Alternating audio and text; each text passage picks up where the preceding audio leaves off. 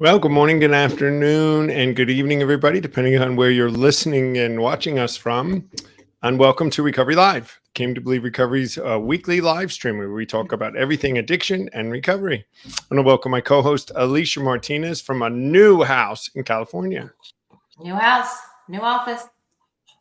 Yes, hopefully my Wi-Fi is a little crazy, but if I get dropped off, I will get back in. I'll swoop in. I was at the old house, and I'm going to come and stay at the new house in a few weeks, I think, right? Where there's more room and a bigger gym or a same gym, right? Bigger, well, same equipment, but bigger space. And Dale Barker and Stephanie Barker will also be able to stay with us. Let's see if we can get them to come to the gym with us. They have no idea. He's probably listening, so shh. Yeah, Cass is shaking her head, saying, "Get off the gym." And I won't have any junk food here, so they might not be able to eat anything. This is going to be a tough time for them. Anyway. Sorry, stay with me. That's what you get. You get healthy. It's it's a beautiful day here in New Jersey. It's still hot, but I can't believe it's August 15th already. 2 weeks or so to Labor Day. I mean, I feel like it was Memorial Day yesterday, and today we're 2 weeks away from Labor Day. The summers go so fast. It's crazy. It rained here yesterday a little bit, which is weird.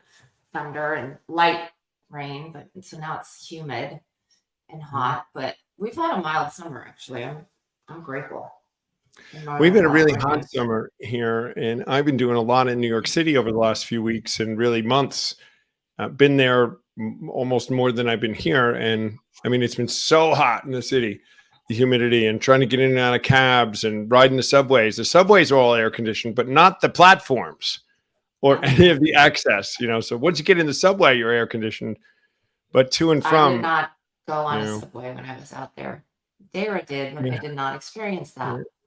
Well, I've learned them. Last week, I went on the F train and the number 1 train all by myself and figured it all out. And it's once you get it, is that it's not subway?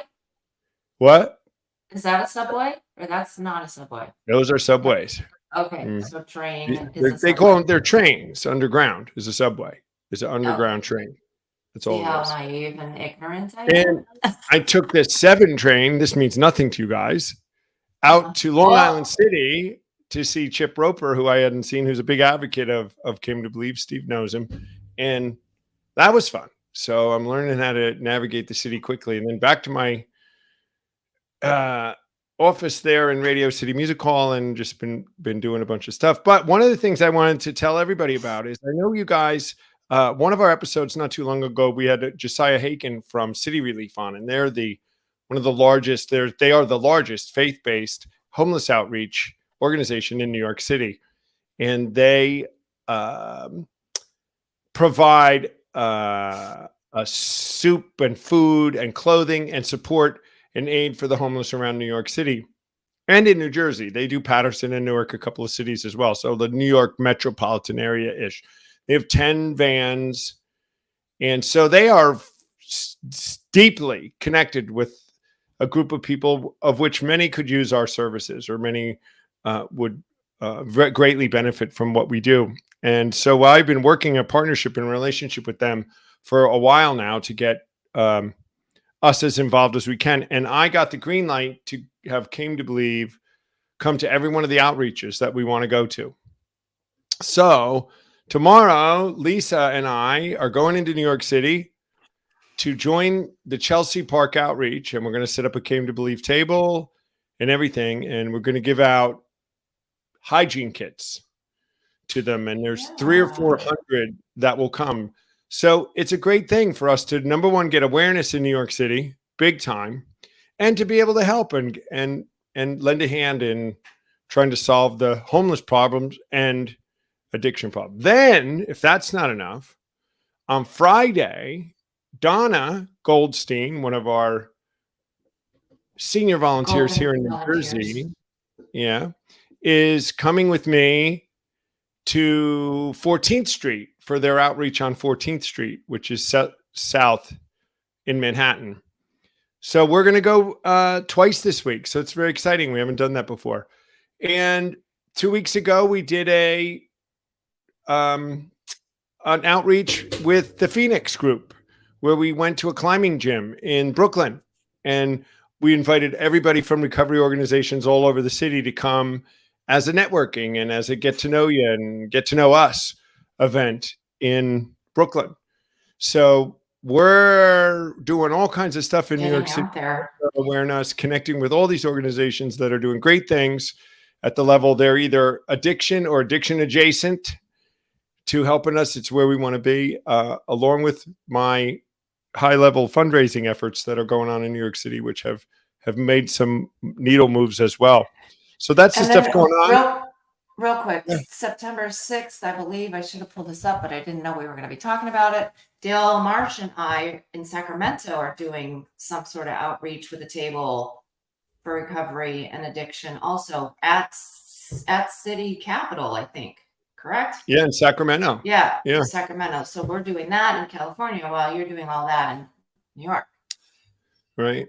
And then we have Nevada City coming up in September out by you, Alicia, which is already filling up. We expect that to fill up. And Schoolies Mountain in October, which is getting people to come to. And same with Malibu. They're all filling. We're all working. And then in November, yes, Cass is going to make her appearance down in Florida with us. She's coming to Leesburg. Cass is going to come. She's shaking her head in the good way right now. So Cass mostly behind the scenes is doing this, guys, because I'm saying something dumb and she's trying to get me shaking her head at us. Or Alicia and I are talking. One, she was like this. She was too much exercise or something. We are, but Alicia and I only like exercise a little bit, you know. What are you talking about? Right. I know that's being facetious. We are. Dale Barker's joined us from Florida, and Khalid, I don't know how to say that, Arliani, I wonder where he is. He's on us from YouTube. So we have reached the YouTube world who he's connected with us. So that's good. People are finding us all over the place. So today, Alicia, well, what else, Alicia? Any other announcements? What else is going on? I think that's it. How many pull-ups can you do? I'm not working on pull-ups. I'm running a mile a day. I'm not working pull-ups right now. All right, so wait. Let's talk about our challenge, because we can talk about this. It has to do with being recovered and living in the go. So Alicia and I did 10,000 push-ups between June and July each. We did 100 a day in June, and then we upped the ante to 200 a day in July, which I did not do every day. I think I missed 3 days, to be honest. Yeah. And then you're like, what are we going to do for August? And we're doing different challenges now, which is totally fine. I'm running a mile every day, no matter if I worked out 2 hours, 3 hours, none. I run a mile every day on top of it, which is really hard for me. And you're doing pull-ups and push-ups. Yeah, I'm doing 20 pull-ups and 100 push-ups every day. So the problem with it is I think I missed a day, but then I did 40 because if I'm home, I don't have a pull-up bar. Yeah. So it requires the gym to do pull-ups. So they'll just do 40 the next day. Anyway, I'm getting really strong. Anyway, we find, guys, that we have developed systems in our lives. We like systems, not goals. So we develop systems and we just keep building on the systems. So it's, while we do have challenges, they're really creating great systems in our life for health and fitness. It's one of the things that we do, and we like to promote it, that people can improve their lives under all categories by creating some systems that allow stacking of habits. Because we're both doing it. We check on each other. And it's for me, this challenge is more mindset than doing it, because I don't want to run. I don't want to run. And I just do it. And I do it. And it's been 15 days. I did it every day this month. And I do it. And you can talk yourself out of something and you can talk yourself into it. So, well, you know, things that are hard take a little bit of push, you know, things that are hard. Take a little effort to practice that muscle as an addict, because I can withstand urges. I can withstand temptation. I can run a mile, and I'm proving to myself every day that yes, I can. And, you know, I'm embracing that definition of discipline that was in The Ruthless Elimination of Hurry, the one that says We're going to do by direct effort today that which will allow us to do by direct effort what we can't do today later. So all it says is we can't do it yet. So let's Right. do what we can do that'll get us to doing it later. And Right. you might say 200 push-ups a day is crazy number. And too long ago, I would have said that. Well, they But can then do 10. you bang They it could out do and all of a sudden 20. you can do it. Yeah. Right. And your 10 could be hard like our 200. Mhm. I mean, don't compare yourself to what we're doing. But anyways, we could talk for 3 hours on this, so we better bring our guests on. I was just about to Let's go all into keep going. the systems in my house, why it's always clean and I never actually clean the house. We'll do another show. Oh, come We on. gotta move on. All They're right, in the we're moving on. backstage going, come on. Right. So part of why I can do some of this is part of some of what we're going to be talking about, that I've embraced this this theory and this relationship practice, this thing, Communication, right? communication style, and this whole theory myself over my recovery, much more a long time ago than I do now, but it's very, very interesting, and it's very, very effective, and it's a really illuminating, and everybody kind of would benefit from it. And so I want to bring on my long time friends from, well, they're not from Florida today. They're from North Carolina today. So Steve and Sue Foreman are joining us on Recovery Live. Hey, guys. Hello. And There I'm they just are. cheering that Cass is coming to Leesburg. Hey. Cass is coming. She's coming We'll from pull DC. I'll come from We'll North. put it down for you, Cass.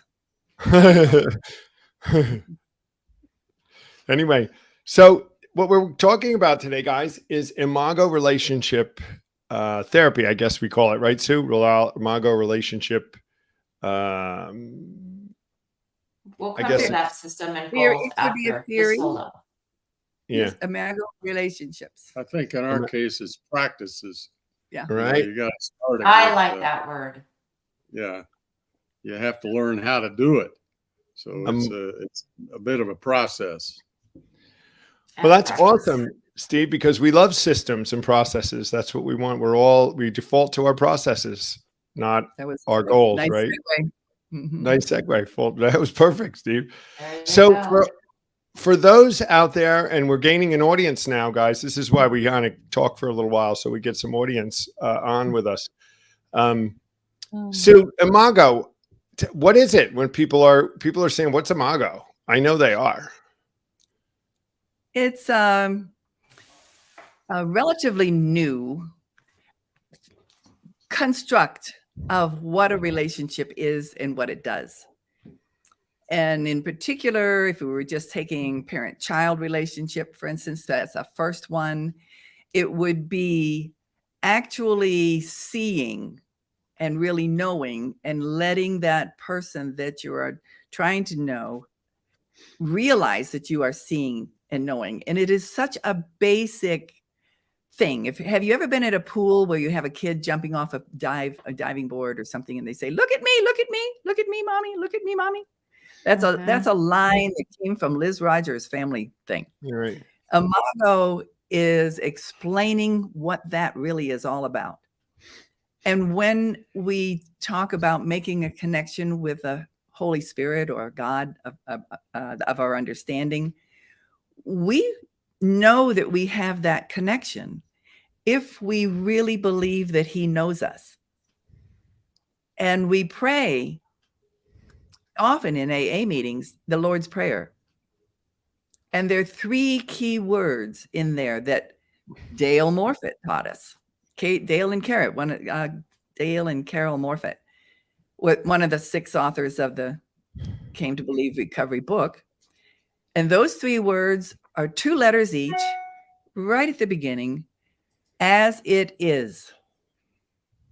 And so what we are trying to do is figure out, how can we practice on earth what the Bible is telling us we are supposed to be doing, and that might come someday in heaven.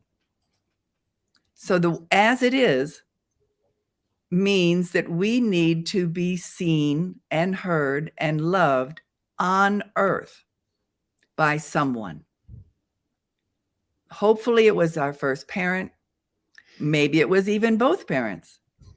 Maybe we try to survive as children, and maybe we are traumatized, but all of us have shortcomings in our basic needs as children because no parents are perfect. That's compounded by all the crazy advice we used to get about letting babies cry and, teach them will ever beat the devil out of them and all kinds of things like that. So we have a lot of traumatized people. And what you are looking at right here are two deeply wounded, broken people who looked over the entire horizon of the thousands of people that were at the University of Florida. And we picked each other. Do we look madly in love? Oh, madly. I hope so. 62 years of love. 62 years ago. Well, 64 is when we met. And then 50 years ago, we were certified the most incompatible couple this famous family therapist had ever counseled with. So we are certified incompatible. And yet we picked each other.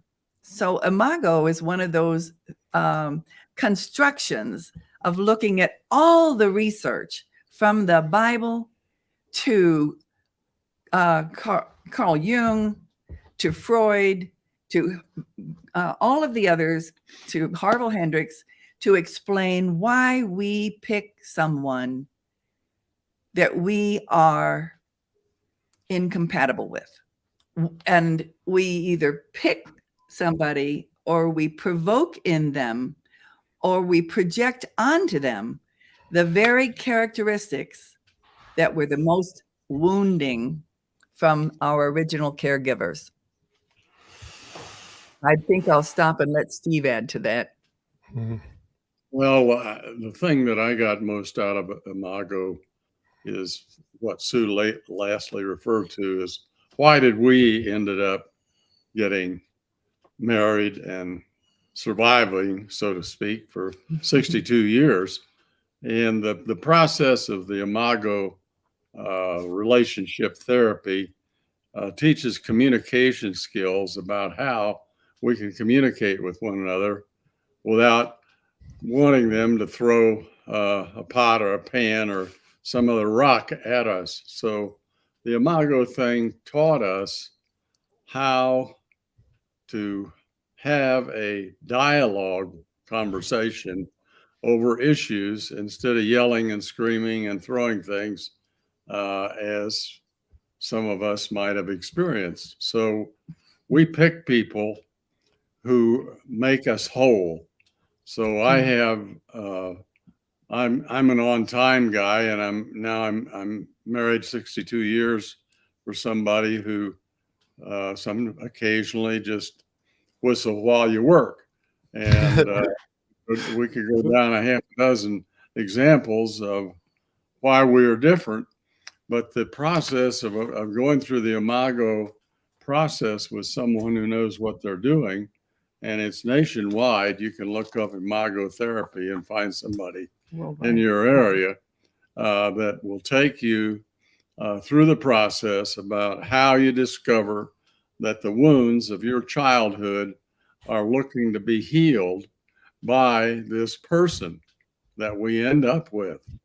And it's amazing how the realization, the waking up, the aha moment, shall we call it, that we discovered, oh, well, I get while you're on the phone and I come in and lean on you a little bit because that's a wound to me, where my father used to listen in on the messages on the telephone.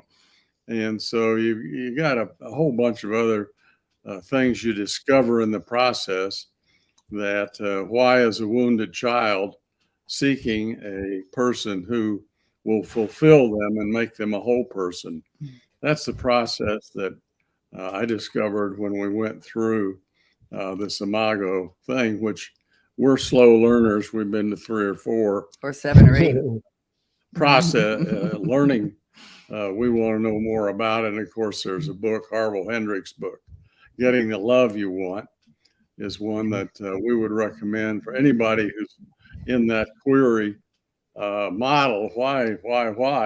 And I would say whether it's a couple or whether it's your child or whether it's your parent, once you understand the basic conflicts, and the conflicts tend to be around power and control. Everybody would probably recognize that's the one that we do the best in terms of a power struggle. The second one would be how close and how much do you care, that closeness thing. And then the third one would be respect and recognition. And do you actually see me? And those 3 are universal. The respect of who I really am.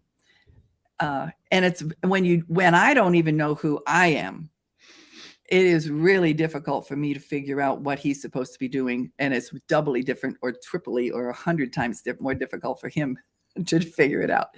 This process doesn't require, after you've learned it, it doesn't require that you go to a psychiatrist, but it does mean that you have the tools for your entire life with everyone in almost every situation that you can imagine.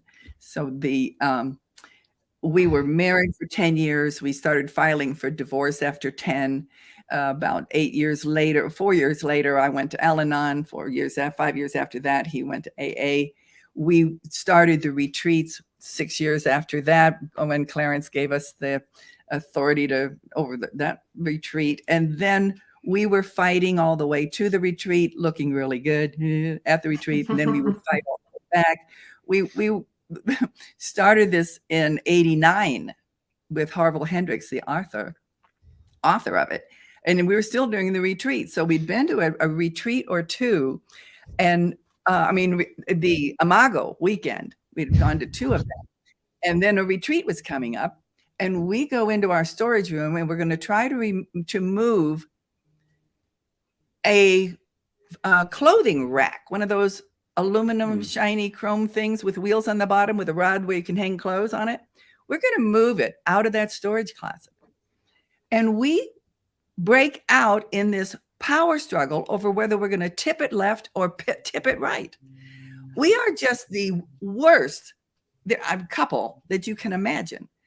But at that point, we started laughing because we saw where it was coming from. Once you know the source, and Clarence would say, pull that out by the root. Whatever that defective character is, don't just name all the different things. Go for the real root. And we had maybe 3 or 4 years of looking for those roots. Our roots were deep and they were strong. But once we knew they were there, right at the door, we just broke out laughing. The fact that we could be triggered into a conflict over how to get a stupid chrome clothing rack out of a door as we go about our business to help other people get better. And we are so sick. But the 12 steps that we both did, that was a full 10 years before we were introduced to the Imago processes. And what I have learned since then is that because Tom had given me that question, who can do it? Who do we ever run across somebody who have a lot of difficulty? Well, I guess we would say we had a lot of difficulties. We were slow learners, but we determined because we went to 4 retreats just with different leaders. We did it with Harville Hendricks, with Rick Brown, with Haiti and Yumi Slafer, and then we were co-leaders, and we were advanced couples, and we were Mary and Charlie, and I mean, our roots were deep and ugly. But once we had a glimmer that we could fix it, we have not quit. And I'm thinking in the last week, we had to do a dialogue over something because luckily we come at the world from such different spaces that together I think we're pretty powerful, because nothing, if it might get past me, it's not getting past him. And if he misses it, it's not going to get past me. So because our worldviews are so different, with this process, we can feel close. We can know each other totally. To know that, see me, know me, and love me just as I am. That's what this makes possible. Well, it's we're again refer to a process, but you start at our house with the basics, where I'm a Republican and she's a Democrat. So we have to listen to watch what we put on our TV or radio or anywhere, and the other person's wound pops up and says, "What are you listening to that crap for?" or something highly intelligent like that. And so what we know is why now. Why do we react that way? I lived with a father that was literally critical of almost anything I did. I never raked the yard right, mowed the yard right, cleaned the leaves up right, hammered at this. So one of the things we discovered was that I had a wound of fixing stuff, and that I ain't going to fix it, because I'll be criticized. I won't do it right. Well, Sue fixes everything now, and I just kind of sit back. Well, she's got all the phone numbers of the plumber, the electrician, yard man, the whatever, repair people, because I ain't got any interest in it. Because my wound is, I know I'm not going to do it right. So the process involves discovery. You will learn why that I ended up with the partner I did, why I have these moments of anger, and why am I in this horrible situation when, if asked, a lot of people who get a divorce and remarry find they've done it again, picked the wrong one again. And until we understand one another and how the wounds of our childhood have affected us, and we bring it into our relationship, it's an enlightening way to go about figuring out, okay, why is this such a pain in the butt? Well, now we know why, and knowing why gives us a chance to heal.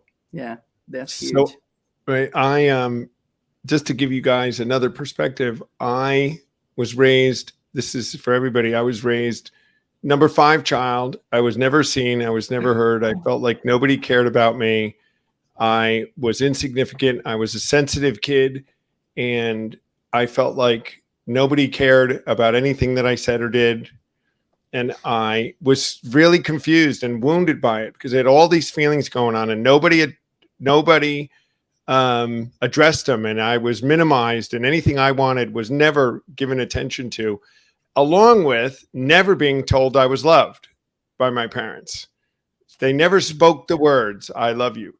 So who do I pick to marry? I pick somebody who is going to not listen to me, who is going to minimize who I am, not know who I am, push me into a corner, try to not let me be my life, and never say they love me.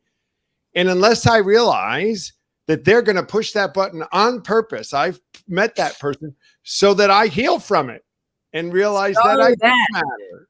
Right? So that is scriptural. Right. That is the scripture, exactly.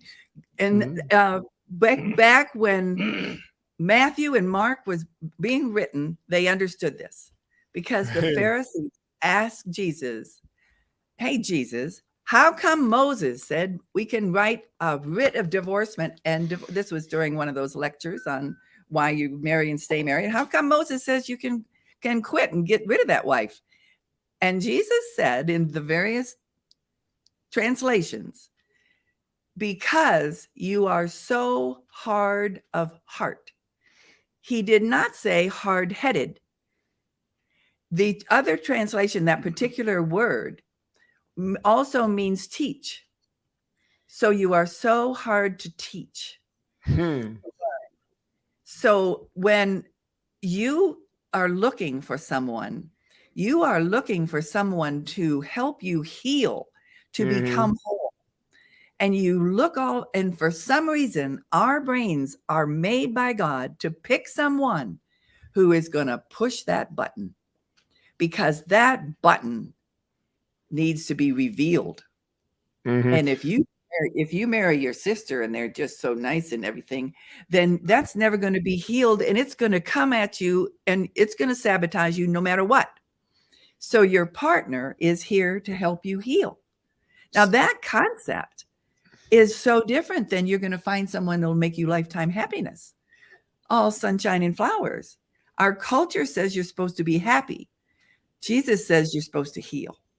You're supposed to heal the heart. So today, when I have been in, look for a relationship, I'm like looking for the button to be pushed, because I think until I have somebody push a button, I'm not healing from it. And I may be carrying this into my life and all sorts of stuff. So when a button gets pushed, it's not you're doing this to me. It's immediately, wait a minute, why do I need this button pushed? But I didn't know any of this at the beginning until Sue and we went through all this like you guys did. I had to learn that, whoa, this button is pushed because sometimes somebody's just being disrespectful to you or something. That's true, right? It could be that. But many times I'm upset with it because of something I have to heal from. And it can be such an advantage to know that and then work through it. That's called emotional maturity. That nanosecond between where you feel that button, where you feel that tension really means I need to pay attention.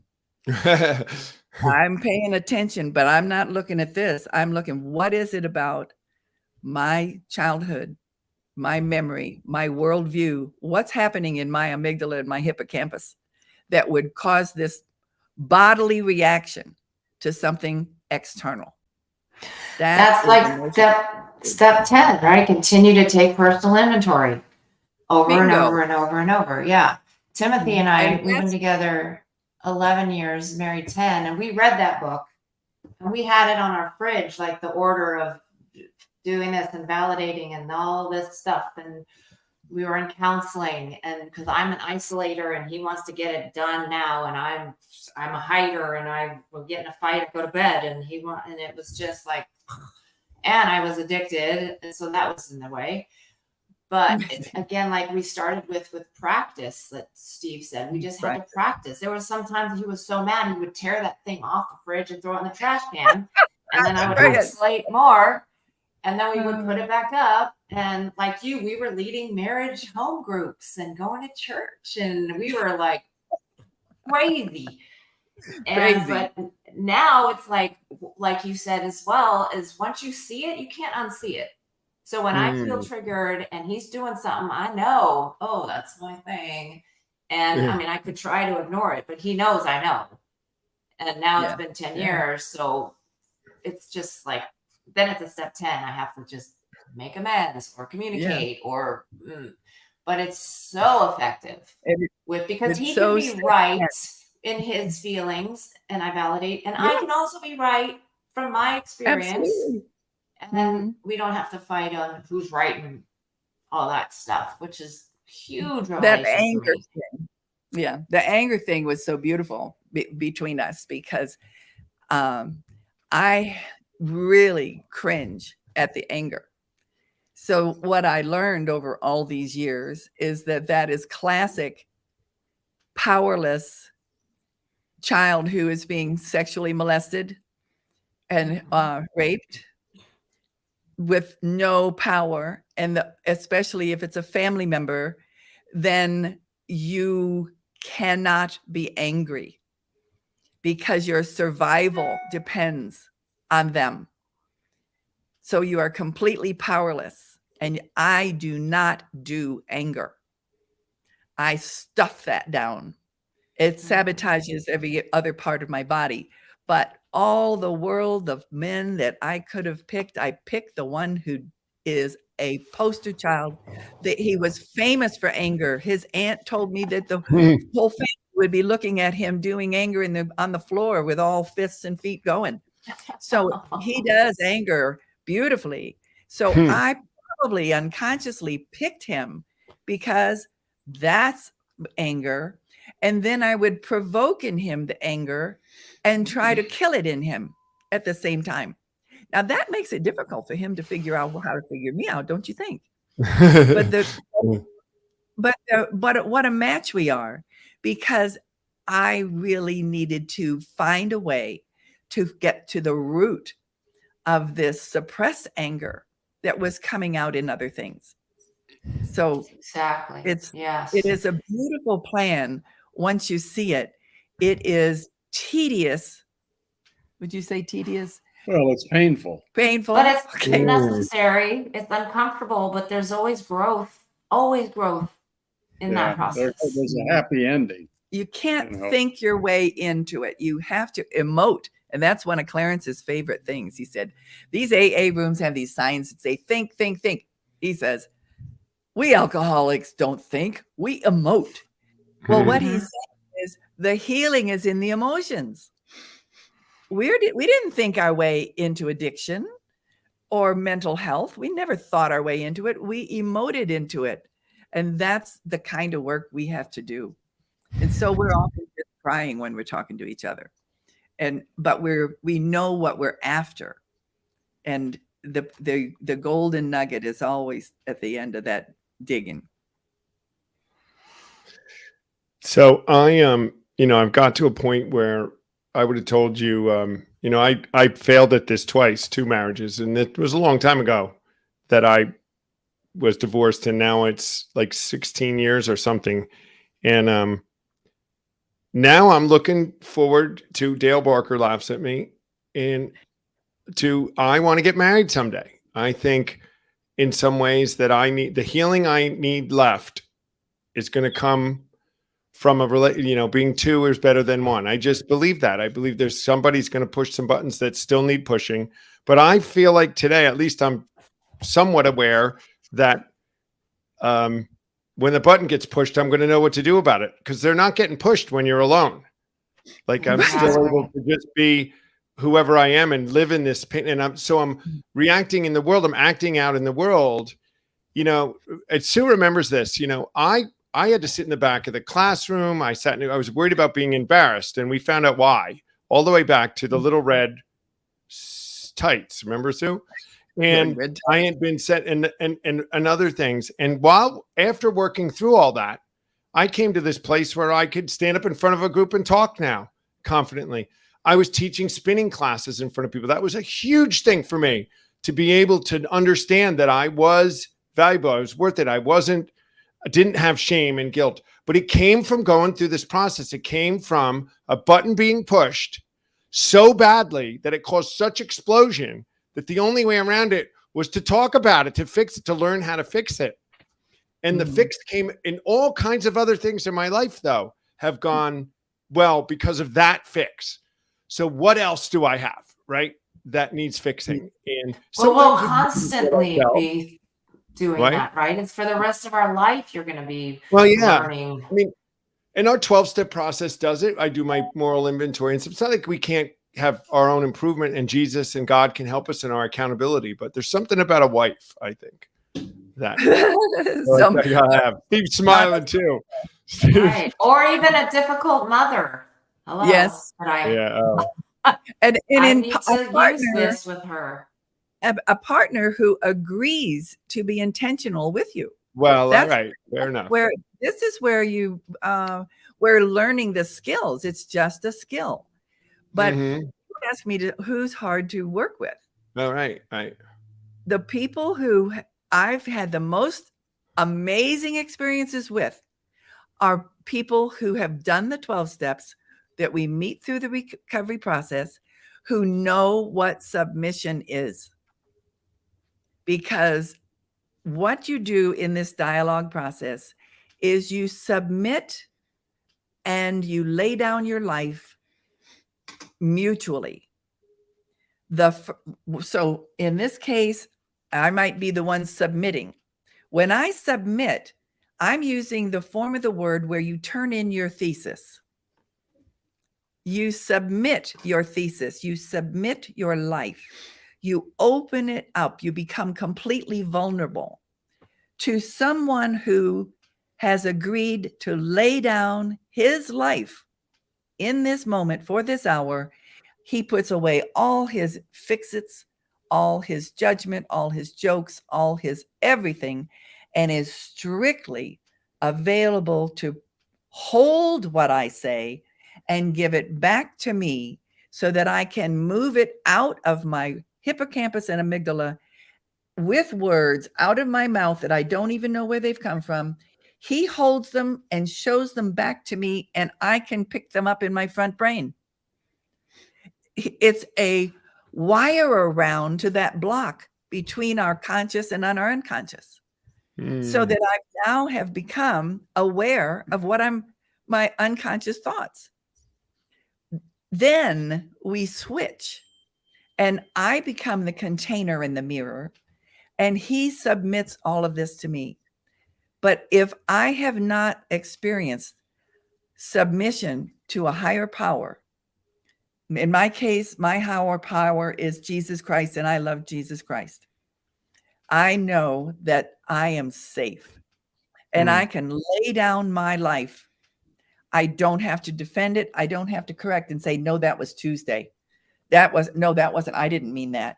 All of those things that you would say in order to correct someone when they're speaking, when they are speaking to you, they're speaking from their emotions. Your responsibility is to help them see it and not to fix anything. Who can do that? An emotionally mature person who has experienced the submission to a higher power, who knows about forgiveness, who knows that they can lay down their life to serve another person in that process. Those who are fine, I didn't have any troubles when I was little. I don't understand what's wrong with you. Just put it down. Just a little discipline's all you need. You can't make anything with them. I mean, they're a lost cause. I think Scott Peck wrote a whole book about them, and it's called People of the Lie. There's some people who are so damaged that they have created a shell around them of their personality and their character, and they will not change it because they are so hurt. It is so toxic. It is so hard. And that's when you say, why won't someone do it?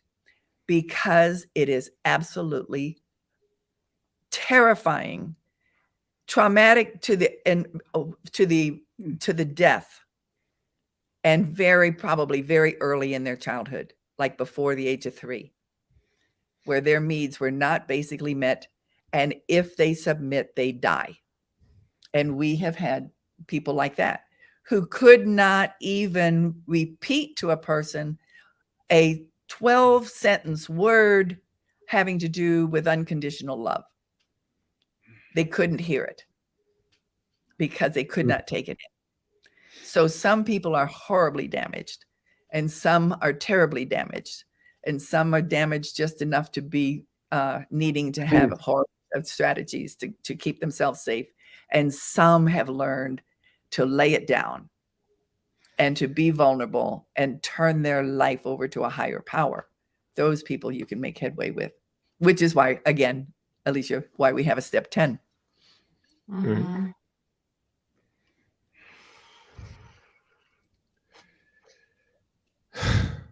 That's What so else? much. So I guess you guys, where would somebody do this if they wanted to do it? If somebody said, I'd love to go through this Imago, what is this? Like more detail about, and try it and get ready to practice. What would they do? Go online. Where would Gotta they get go? the book. Gotta get the book. Good. Yeah, buy the book, Getting the Love You Want by Harville Hendrix. And there's a follow-up book that he wrote, and that's very useful also. So you could Google him or Imago therapy in your city, and there will be some names, I'm sure, pop up as those who are trained to take people through this process. I will say that if a person decided, there would be no stopping them. They would find it somewhere. They do it with a Right. book. They go online. They would call around. They would call us. I don't know. They would come to. They'd find a way. Yeah, It's that's true. There's videos on YouTube too with Orville and his wife and other people talking yeah. about therapists. I mean, there's so much. Mhm, If you want it, you will find it. Mhm. mhm. I But the have to hardest part, what's the hardest Mm. part of working out, Alicia? getting Getting the started. shit done. Taking action and doing it. You Mhm. can The hardest make a part is putting on the decision. shoe. Mhm. Yeah. Putting on the shoe. You know, when the first time that we did this, and I think Sue, or I forget who did it, they were just mirroring. And we got to the end and said, so it makes sense that you do this when I do this. It's one of the first times I felt heard, because there was never a fix of it, or an opinion about it, an option, a change, oh, and I do that too. They didn't add anything. They didn't take anything. All of a sudden, I just said where I was, and they said, well, that makes sense then when this happens that you feel like this. And you're like, well, yeah. And you're like, wow, they heard me. And now whether it was a bunch of garbage and needs to be fixed, I was heard. And now we're off to the races. And that's step 5. Right. Yeah. Right. Yeah. We're off to the races. Mhm. Yep. I'm a resentful. I'm this, I'm that, I'm this. Yes, you are. Well, thanks for sharing that. So it was so powerful to me. But a That really powerful step, 5th step, is when you can mirror what they've said. when you come here, and And not just check, check, check, but to really see and let them tell you something and give it back to them the way that give it back. that gave it to you, without a fix, without Mm. an opinion, all of those things. It's difficult, and I've watched, guys, just so you know that those people exist. I've watched Sue do some demonstrations. If Sue and Steve did this, I used to do it at retreats, and I watched some demonstrations where they had a couples up there that could not do this. One of them or the other couldn't do it, and you learn so much from that, because I was like, what is going through that person? And then you meet them later and you're like, wow, this is why they're so difficult about this and this and this and this. They can't do that. Mhm. And so I was learning by watching people fail at this, how, Yeah. And then on more than one occasion, when that happened, we would pray with the person who could not hear it.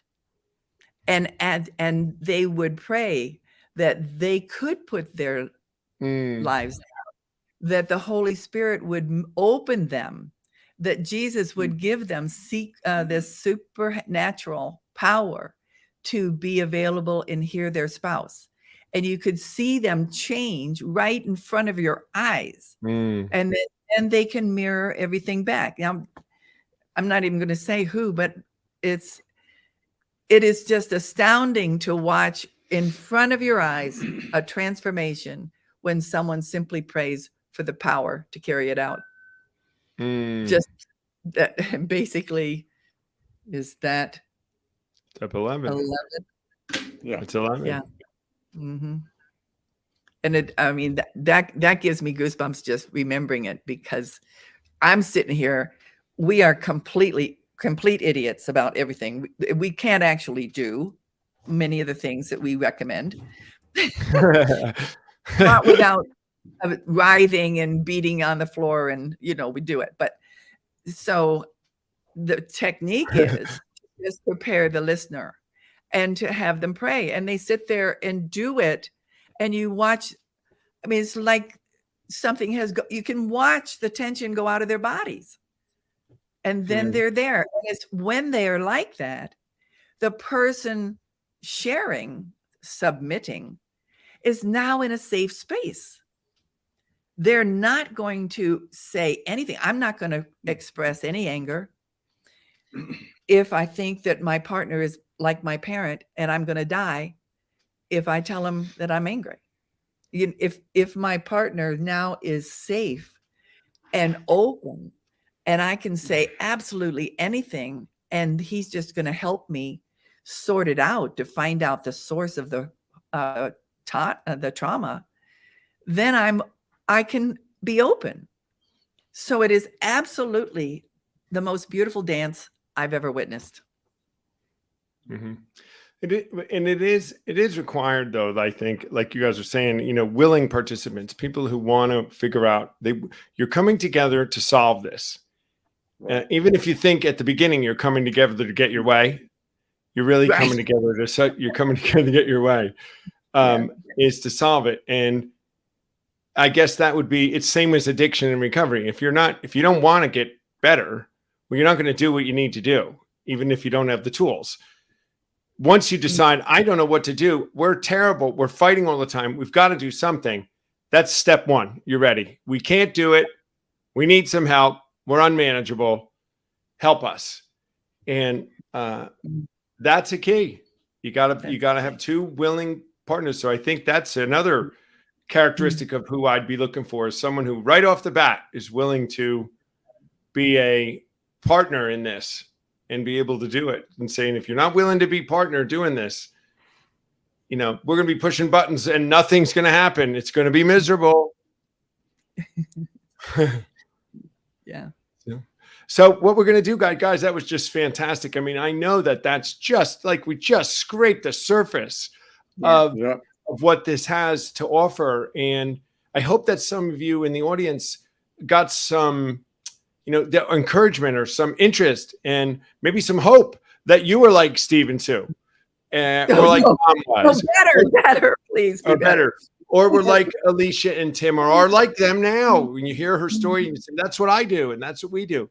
Look at them now. They don't do that now. They don't do those things anyway.